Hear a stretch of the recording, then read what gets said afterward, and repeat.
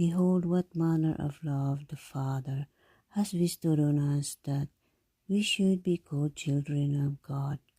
Therefore the world does not know us, because it did not know him.